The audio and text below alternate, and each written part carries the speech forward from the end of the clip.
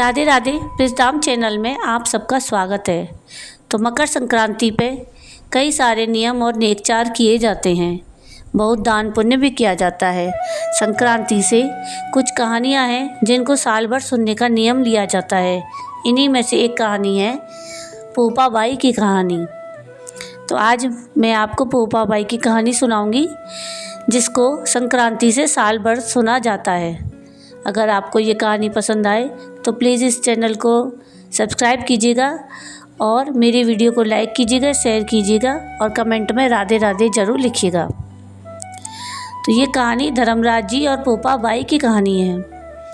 किसी गांव में एक भाई बहन रहते। भाई की शादी हो गई थी, लेकिन उसकी बहन की शादी नहीं हुई थी।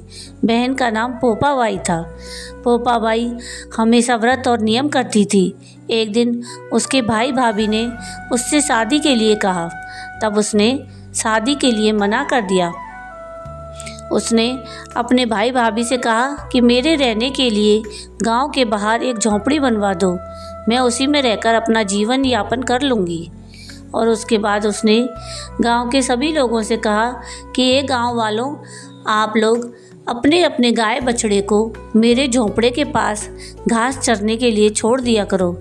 मैं सभी के गाय बछड़ों की देखभाल किया करूँगी और जो भी बचा कुचा खाना हो वह भेज देना, मैं वही खाकर रह लूँगी। इसी तरह बहुत दिन बीत गए। एक दिन उस देश का राजा शिकार खेलने जंगल को जा रहा था कि उसकी नज़र गांव के बाहर बने पोपा बाई के झोंपड़े पर पड़ी। राजा झोंपड़े के पास जाकर आवाज़ लगाने लगा, यहाँ कौन रहता है? जब कोई भी उत्तर नहीं मिला तो झोंपड़ी के दरवाजे को खटखटाने लगा। खटखटाने की आवाज़ सुनकर पोपा बाई ने अंदर से ही पूछा, बाहर कौन है? बार बार दरवाज़ा क्यों खटखटा रहे हो? क्या काम है? तब राजा ने उत्तर दिया, मैं इस देश का राजा हूँ, मैं तुम्हारे साथ विवाह करना चाहता हूँ। तो पोपा बाई ने कहा, अपने महल को लौट जाओ, मैं पराये पुरुष का मुंह नहीं देखती। लेकिन राजा ने उसकी बात पर ध्यान नहीं दिया और बलपूर्वक पोपा बाई को उठा अपने घोड़े पर बिठाकर महल की ओर चल पड़ा। पोपा बाई ने राजा को श्राप दिया, हे राजा, तेरा राजपाट सब नष्ट हो जाएगा। महल में पहुंचकर राजा ने अपनी रानियों से सारी बात बताई। पूरी बात सुनकर रानियों ने राजा से अनुरोध किया कि पोपा बाई को सही सलामत उसकी झोंपड़ी में छोड़ आएं।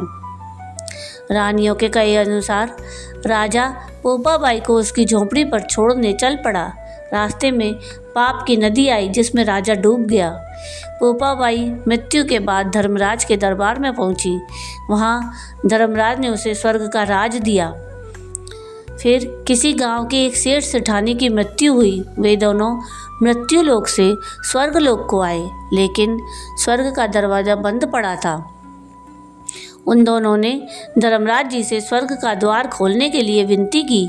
तब धर्मराज ने कहा कि इस पर तो पोपा बाई का राज है। सेठ सेठानी ने कहा, हम पोपा बाई को नहीं जानते। तब धर्मराज ने कहा कि मैं तुम दोनों को 7 दिन के लिए मृत्यु लोक में भेजता हूँ। वहाँ जाकर 8 खोपरा से राई भरकर 5 कपड़ा ऊपर रखकर कहानी सुनना और उद्यापन करना और इस प्रकार कहना, राज है पोपा बाई का, लेखा लेगी राई राई का। राज है पोपा बाई का, लेखा लेगी राई राई का। बोलो पोपा बाई की जय।